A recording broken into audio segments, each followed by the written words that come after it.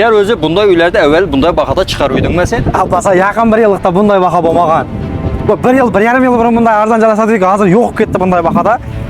Joyning bahasini tushirib, sindirib chiqarib o'tiramiz. Bunda yer maydoni ilk sütkili uyni 22 ming dollarga rayondan izlab topmaysiz og'aylar. Uyni полный обзорni ko'rib chiqing, videoni oxirigacha ko'ring. Like'ni обязательно bosib keting. Agar siz olmasangiz, og'ayningizga, jo'ralaringizga yetib borsin. Uyni ko'rsatib chiqamiz.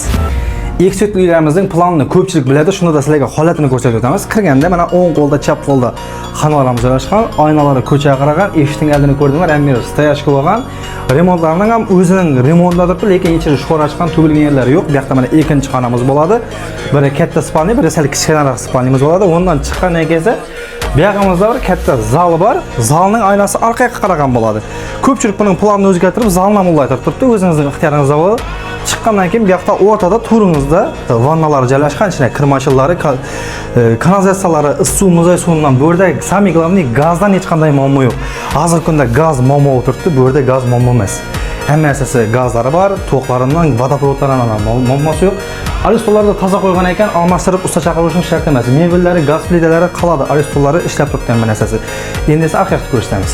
Uyimizning orqa ko'rinishi bo'ladi. Bu yerda menga yoqqan yerlarning zo'r tarafi otizlar egilgan, yaxshi to'proq tashalgan, bu yog'inda mana spalar ishlangan, yozning kuni choy ichib o'tirishga zo'r peshinning vaqti tandirlari qurilgan.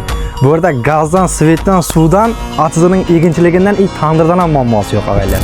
Uyni ko'rib chiqdingiz, sizlar uchun uyni oladigan klientlarimiz uchun yana bir yangilik. Ko'chalardan shunday asfalt bo'ldi, mana toshlar yayildi. Xudo xolasa, ilk kunga asfaltda bo'lib ishlanib bo'linadi ekan.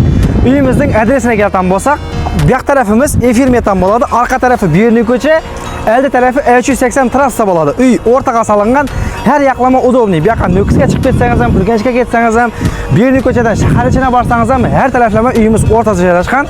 Gaz svetidan muammosi yo'q aytganimizda, bahasi 22 ming dollar. Aytilyapti, izinda qolgan kreditni to'lab ketish sharti bilan bankdagi ostatkisi 128-130 million atrofida ostatkisi bor.